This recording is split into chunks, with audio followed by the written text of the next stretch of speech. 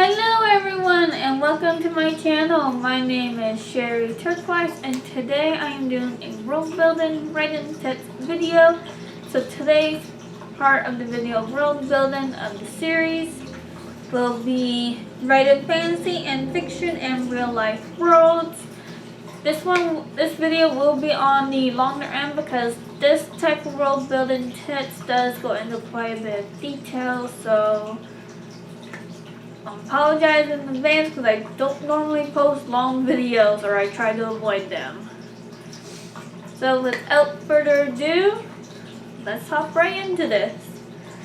So tip number one, what I'm looking at, I'm just looking at my notes because it has. I read the research and I have them written down. This is to make sure I got all the information accurate. This is the best solution I have right at this moment. So, number one is that it's the essence of your stories, which means it's the main focus, but not really the main focus because your story is based on the characters that live in this world. And then they're saying that it gives richness to your story, which means it adds volume, texture, depth to your story. It also gives information that readers need as they're reading the story with the world building instead of the plopping it all at once in a couple of pages. It's spread out evenly or as little bit as possible without dumping into the story. This also breaks. These world writing tips has broken it down into 3 parts, so I'm gonna do all 3 parts in this video, and I'm gonna also get to them. So the first one is imaginary world. This one can be mostly found in fantasy or science fiction. One of the books I do recommend is Fire and Ice is the Game of Thrones, or Generosity was her Savior's Champion series, the Savior's Champion, and soon to come out the Savior's Sister. Those are fairly good books. As for the science fiction, and I recommend Transformers. It's a combo of the real world and the imagination world. Another science fiction book I recommend is Jurassic Park. If you've seen the movies, so there are novels of Jurassic Park out there, or Jurassic World. That is a good combo with the real world and the science fiction world as well. And number 2 for this one is alternate reality. This one is kind of like what Jurassic Park is. Actually, Jurassic Park might fit into this one just a little bit better because you are reimagining the world that we live in right now, what it might look like 40 years into the future or 100 years into the future, which is where the science fiction part comes in. So Jurassic Park definitely fits into this because it is an alternate world, because dinosaurs don't live in our world right now. Or zombies. There's another good example. The Walking Dead or Zombieland. I'm pretty sure that movie. Those are alternate realities with our world that could possibly happen. The Hunger Games is another good one, and Divergent is another good one for the future. Like far on to the future, dystopian. And Day After Tomorrow, that's a movie. I don't know if there's a book to that one. If I can find the book, I will let you guys know down in the comments. Pretty sure there should be a book of it, I think. But that's another one, that's another good one for alternate reality as well. And that one is mostly found in science fiction. You can find that in other genres, but there's normally like a science fiction kind of thing. So something like Star Wars, if we ever hit that kind of technology, that would be cool. And the third one is actual location, which is based on real life, which is mostly found in fiction. So Lock and Key, I'm going to use young adult fiction for this example.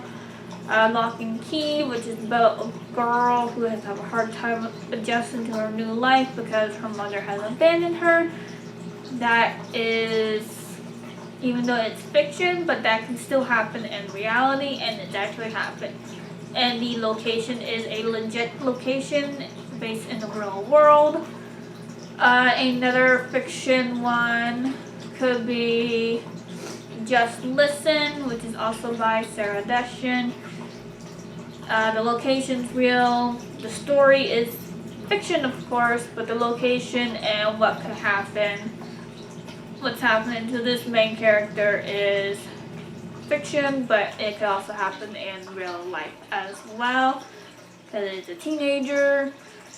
This young woman, goes to a party, and she can't remember if it's slightly too much alcohol or she was still sober. I'm pretty sure she was still sober, but one of her female friends, boyfriend, tried to take advantage of her and tried to tell the girlfriend that it was the main character's fault, that she was going on him and trying to turn him on when it was the other way around.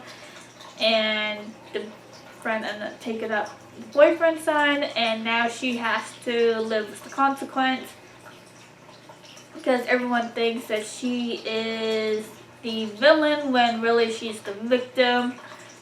And because of that, she has to live with that not only at school but at home in a way, because it's a mental thing, because it did some kind of damage for her. And in the long run, her sister comes back with the eating disorder. So not only does she have that to deal with, but she's also trying to help her sister. And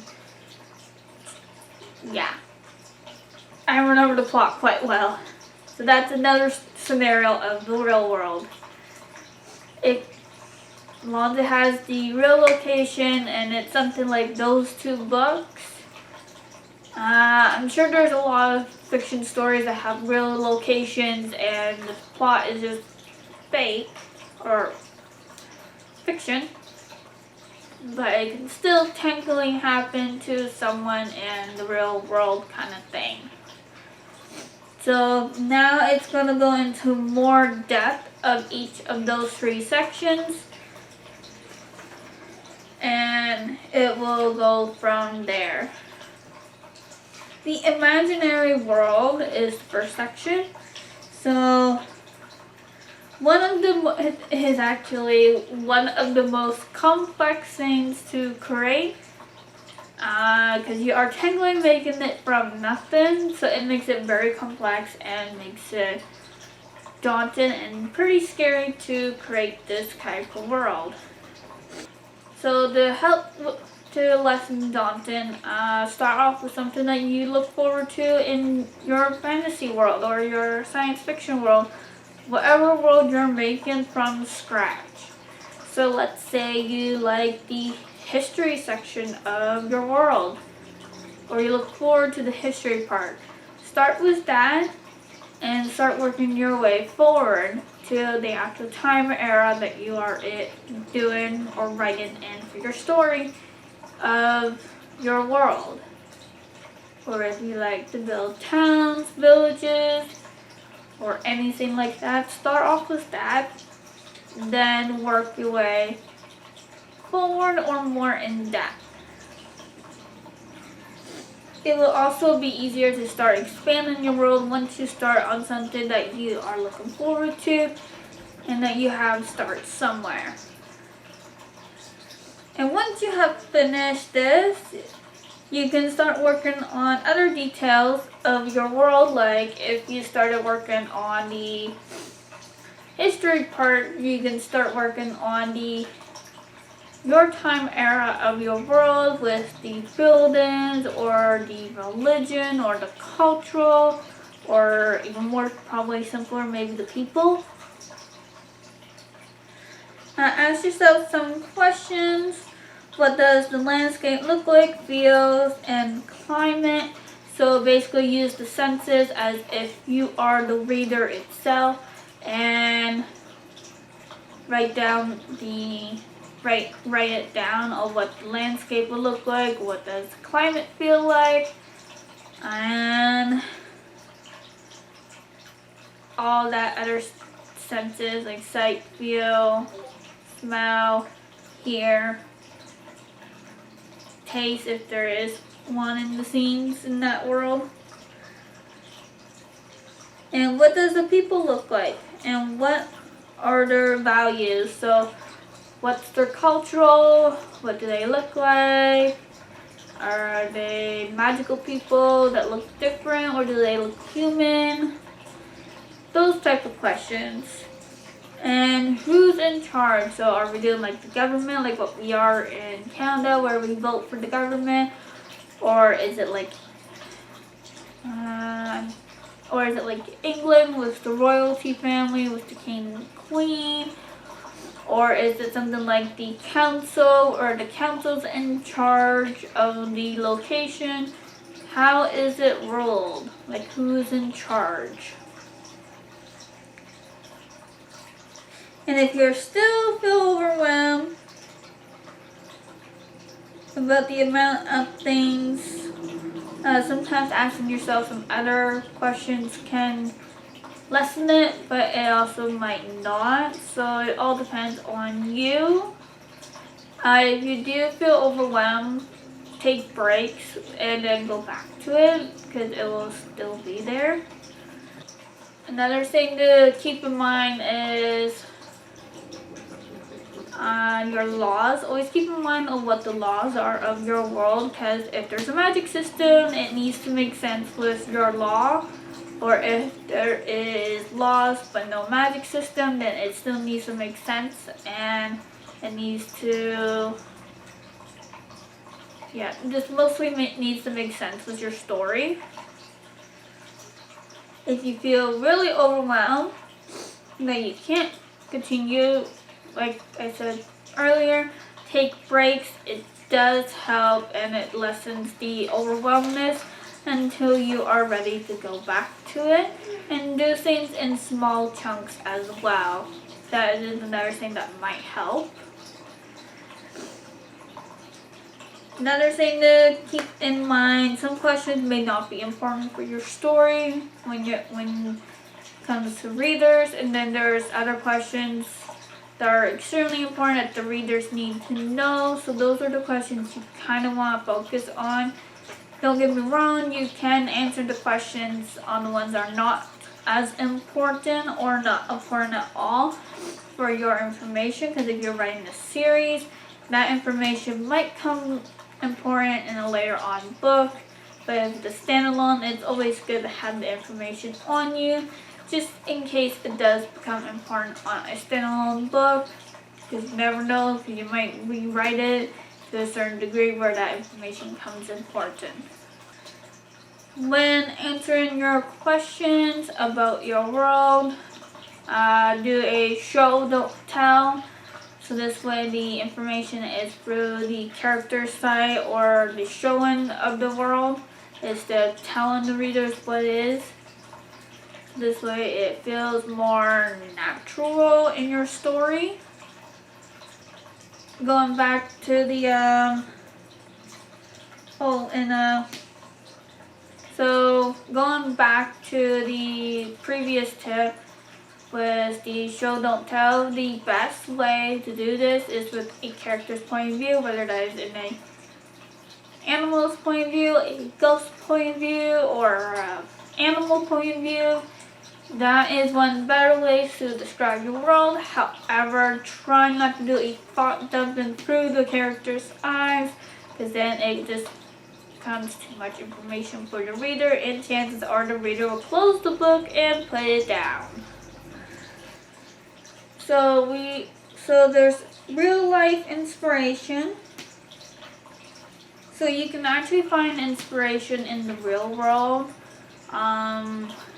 The fantasy story or high fantasy or urban fantasy is the Game of Thrones, the Song and Song of Fire and Ice series.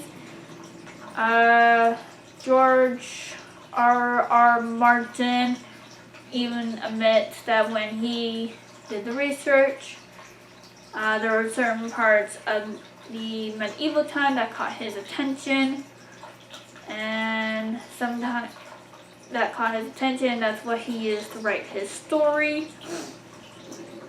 And another thing that can help is maps. If you do like a Google search, maps can also help inspire your world too, with the landscape and that. And if that does help, then you can combine reality and fantasy, or reality and fantasy collide, like I guess really all books kind of have this in it. The Game of Thrones, I know I'm using them quite a bit here. There was a war that happened in medieval times that George R.R. Martin put into the story as inspiration. I'm going to go into a movie here. Transformers, Avengers of the Fallen, no. It was either Dark Side of the Moon or Age of Extinction, either movie 3 or 4. There was a scene with World War II, and Bumblebee is helping them, so there could be inspiration there.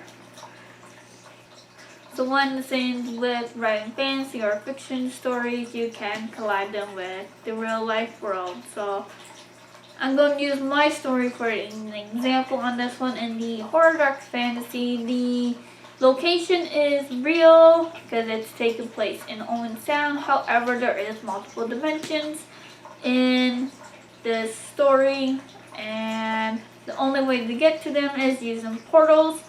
So that is where my fantasy and real world collide. There are other stories that do this. I just need to find them because I'm not 100% sure on all of them. Oh,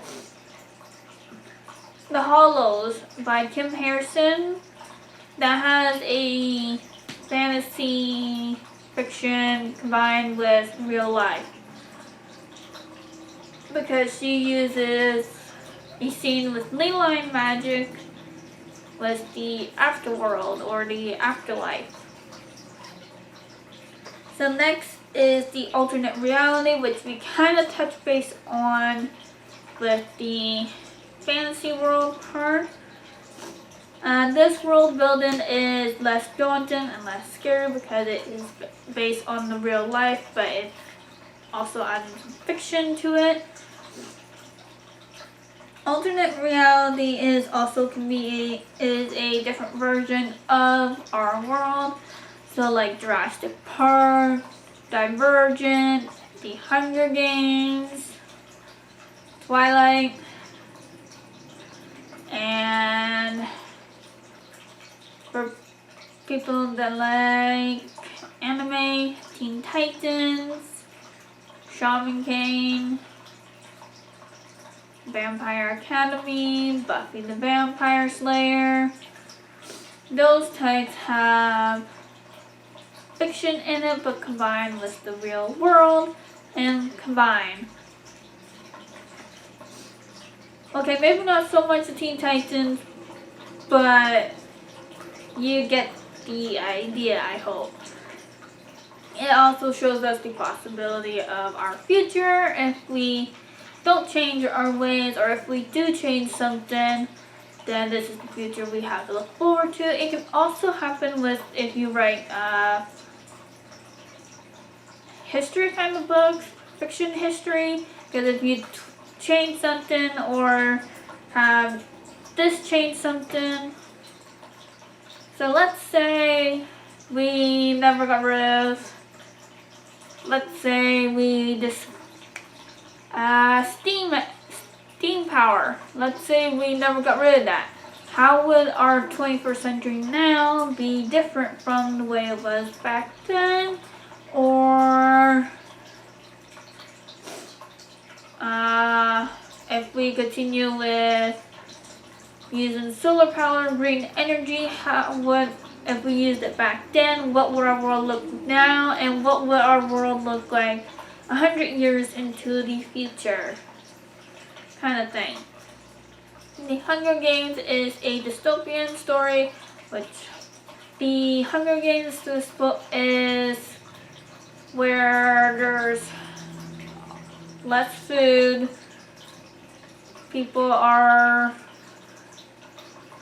it shows the consequence of what could happen if we don't change our ways. That's one possible future. And then we have the Divergence trilogy or series now, where we could be divided into these big sections, and then those cities are divided into 4 groups as well, which is a possibility of our future as well. So those are dystopian kind of stories where the outcome could be this or something completely different if we had done something different in our past. So with COVID, right now, I'm going to use COVID for an example because it's what's currently happening right now with our systems, and that is going to completely change on how we function nowadays and we function. So like for some people that like to do store shopping, the online route is increasing, so a lot of stores will go towards the online route instead of in the building kind of thing. So there's a possibility of having less stores and more storage sections where the employees or the employers package their stuff and mail it off. Or we could go down the path where we kind of do like the hologram kind of thing, but close to window shopping.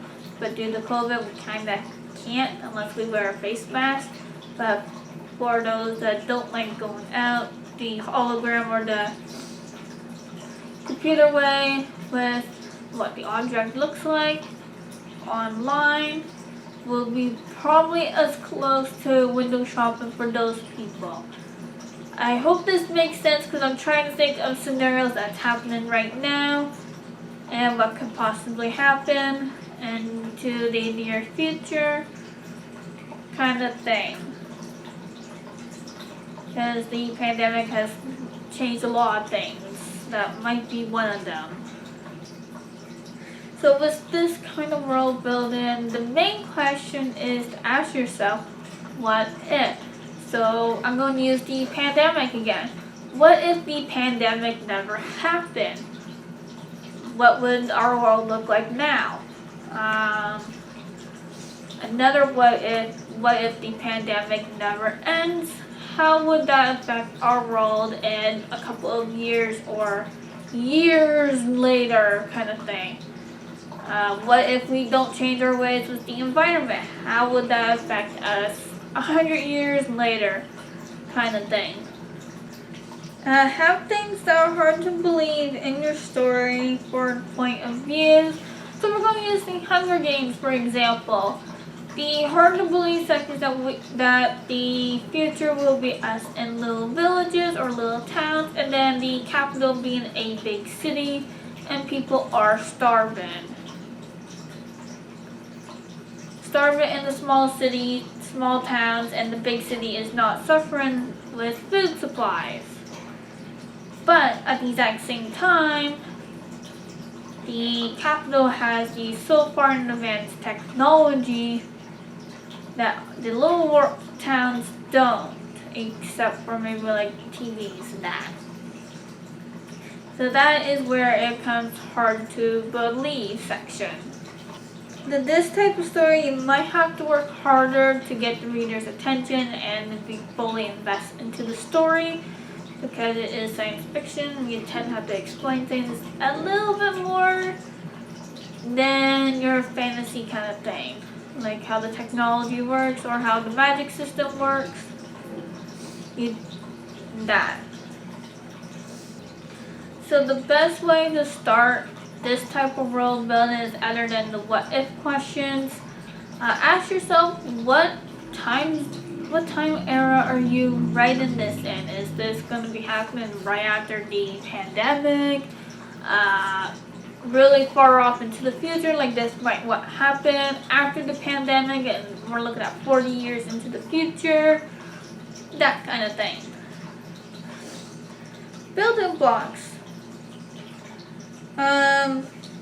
Before you even start, you should be aware of the facts of reality. So if you're writing something that has happened in World War II and you change it up, and if you use that history in let's say you use World War II in your fiction story, but you change how World War II happened, you should know, well, not should, you need to know how and what happened in World War II before you change it up a little bit and change the future. So another question to ask, what if World War II never happened? What if Hitler never did this? What if Hitler was actually a good guy instead of being the villain? Those are questions that you can ask yourself, and they could help with your story in the future section of the era that you are writing in. Research the history of the place that you are going to be doing the story of. So let's say you're doing your story in Owen Sound. You need to do research of the history of Owen Sound, how they came to be, what has happened to it, and all that fun, good stuff. The other area is end of the world. So decide on which path you're going to take.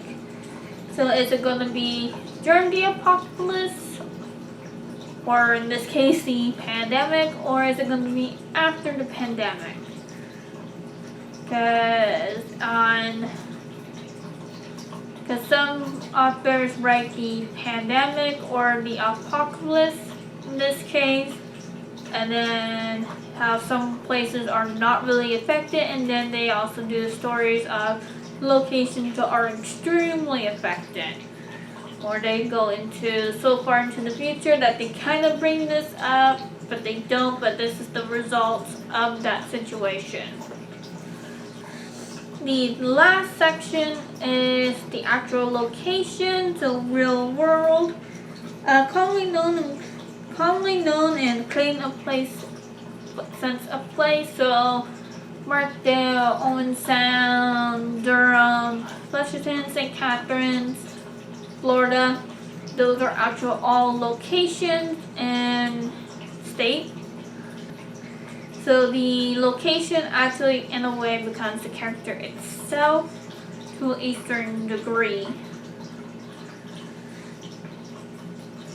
And the best way to get a sense of the actual location is actually going there itself. However, if you cannot afford to, or if in this case the pandemic because of COVID, because traveling is either extremely restricted or you just can't travel at all depending on where you are, and you can't leave the country or your province. Again, it all depends on where you are. You can do a lot of research on this. You can even ask someone that has lived in that area what it's like to live there and what's the environment like. But the key thing is on the research section, if you cannot afford to travel or you can't get to that location. It helps if you write the location that you were born and raised at, so that is a helpful thing, because then you already know what the environment's like, what the world is going to be like. You know it basically the back of your hand. And you'll also more than likely have a really good grasp of the history, if not know all about the history of the city or town that you were raised at. Another way to world build and help with the world building, read books that have either taken place in real locations for the alternate reality. So Sarah Deshin books are really good examples because they do take place in actual locations, but they are fiction. The Hollow series is another good one with the fiction and the real world colliding. So the alternate reality or fantasy, which is the Game of Thrones. I do recommend that one. So read and write down tips, write down notes of how they bring their world to reality to the readers, but don't copy them because that is cheating. Research. So let's say you are have a scene in your book that has happened in the past in reality, in the real world. Research it. It will help you understand that, not only that scene better, but also that part of the world, of your world, but also in the real world, you get to learn something new. And do a deep dive of the time period that you are going to be writing in. So let's say you do a historical fiction, definitely do a deep dive on that because you definitely need to know your history of the town that you're going to be doing or the world that you're going to be in and how they treat the people and everything and all that. It helps if you know someone from that time period or can talk to someone. Talk to someone that is from that time era if they're still alive. Although that would probably... So let's use the Titanic for example. Last I heard, this is going back a few years ago, if you're going to write a story that had a scene based on the Titanic,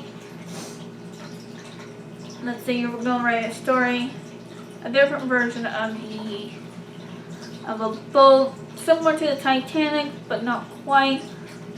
So, but you still want to hear the stories of the Titanic because that's the time era it's going to take place. It will help if you spoke to that person that was on that ship to talk to about that situation.